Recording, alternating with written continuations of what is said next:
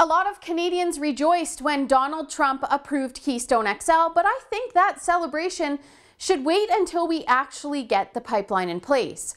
It's not because of Donald Trump that I say this. He has to make the decisions that are in the best interest of his country. And to be quite frank, this decision wasn't made for Canada. It was made for the benefits to the US. Why else would they agree to it? It is kind of ironic how this decision does make Donald Trump appear to be more pro-Canadian than our own government, though. There's a huge roadblock when it comes to this project in our federal government.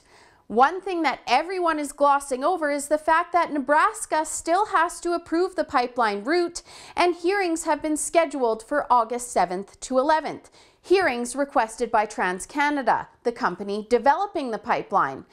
And it couldn't be more clear to me that the Liberal government has absolutely no interest in this project when our Minister of Natural Resources, Jim Carr, said in a phone interview with the CBC that Canadians aren't going to go down there and tell state legislators what to do.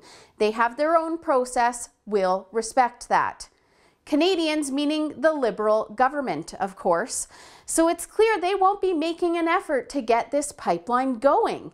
Carr himself also stated that obstacles exist and that although we love Americans, we have to expand our market beyond the US because we export 98% of our product there.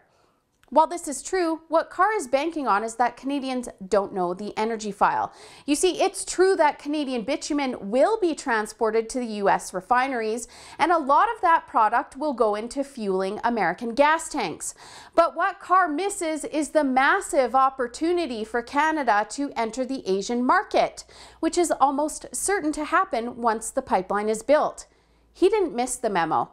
Either this is a middle finger to Trump, the Liberals are so wrapped up in climate change dogma that they're simply blind to reality, or there's something else going on behind the scenes that we just don't know about. I choose maybe a mixture of climate change alarmism and the latter. After all, they can't even get their stories straight. Trudeau is on the record as supporting the pipeline. Carr? Not so much. You'd think they'd at least collaborate to get their PR talking points unified.